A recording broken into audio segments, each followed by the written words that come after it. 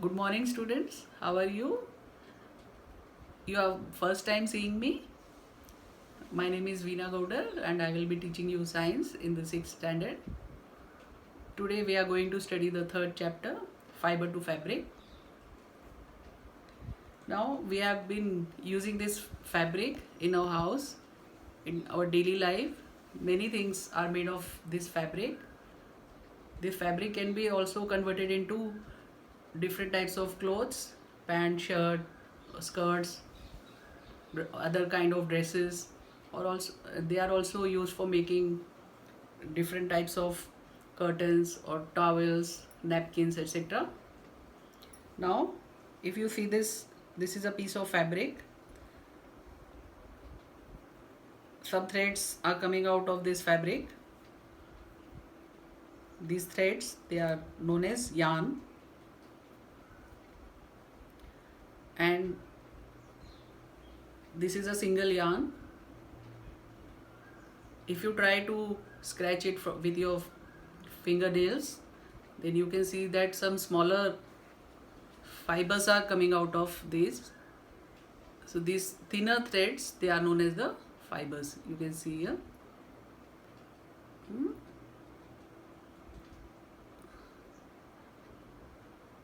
So these thinner threads, they are the fibers. Okay. So this fabric is made of the fibers. So this is the name of our chapter, fiber to fabric.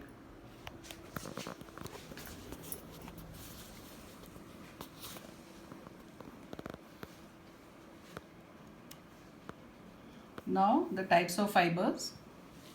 We have seen these can be classified into natural fibers and synthetic fibers. Now the natural fibers can again be classified as plant fibers and animal fibers, and also the synthetic fibers, which are known as man-made fibers. They are made from chemicals, and these are the examples of these synthetic fibers: rayon, nylon, polyester. Now in this class we are going to study about the plant fibers. They are cotton, jute, coconut, flax. Okay. About animal fibers you will study in the next class. Now the first fiber is cotton. For growing cotton we need black soil. It is the most suitable soil for growing cotton, and the climate needed is warm. The states which are famous for growing cotton are Maharashtra, Gujarat, Karnataka, and in many other states also it is grown on a large scale. This is a picture of a cotton field. You can see that it looks like snow, isn't it? Now this is a picture of a cotton ball. It is the fruit of the cotton ball. We obtain the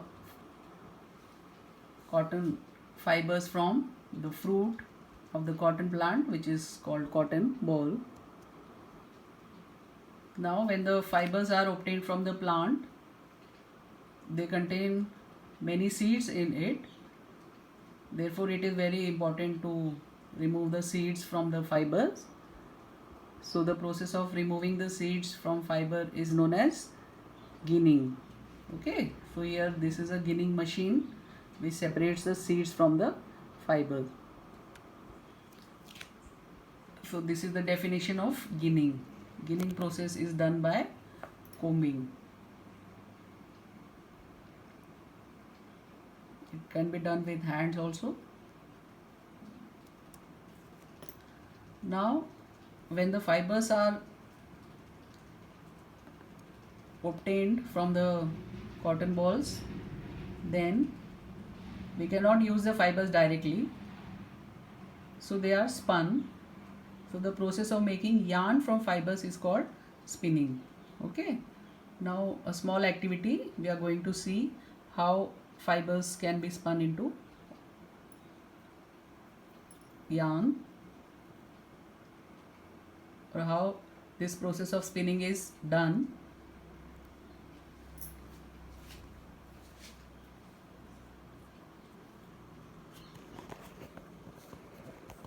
Now you can see a piece of, this is small mass of cotton, and if you spread it, you can see that some small fibers are there, right? Very very thin fibers. So these are the cotton fibers. So how a yarn can be made from this?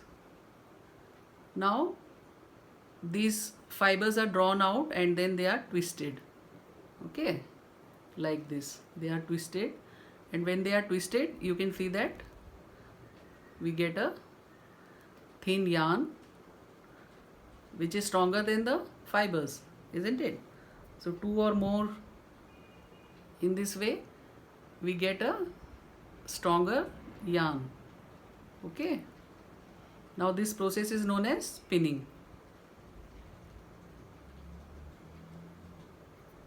You have seen this type of wicks. In Marathi it is called vat. So here also many fibers you can see, they are twisted, right? They are twisted to make this wick, okay. So this is like a yarn. When we make a yarn, it becomes stronger, huh?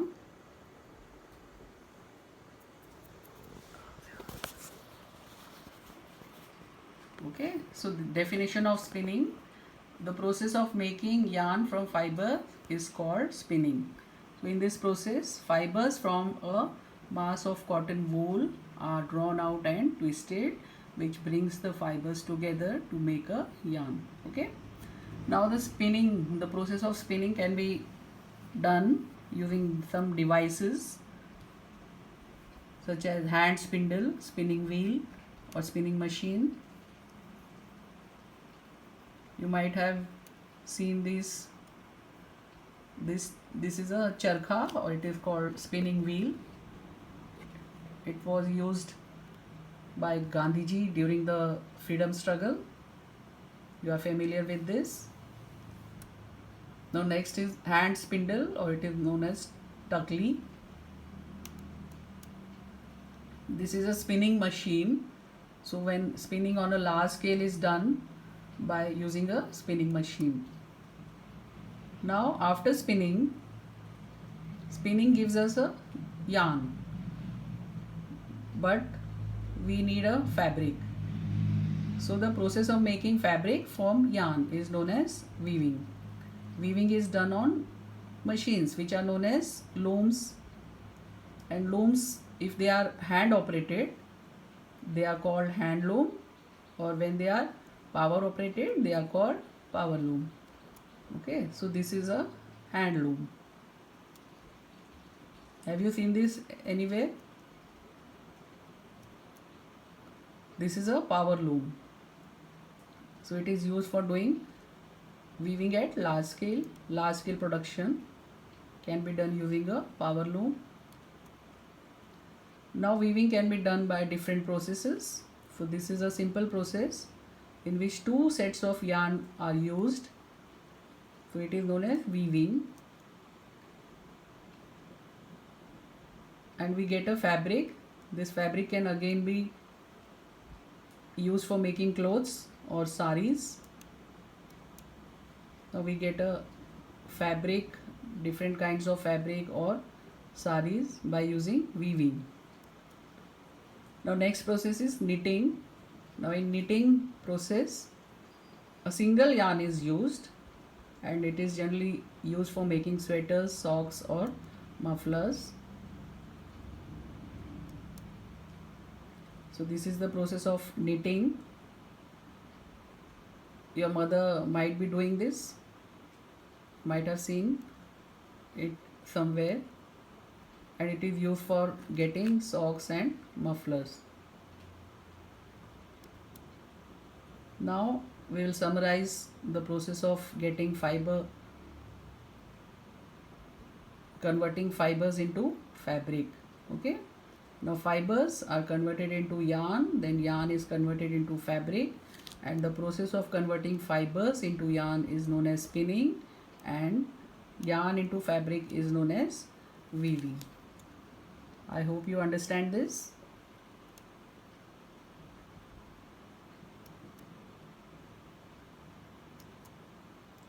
We will study about the next plant fiber, that is jute, in the next class. Thank you, students. Revise this topic and read from your textbook. Bye.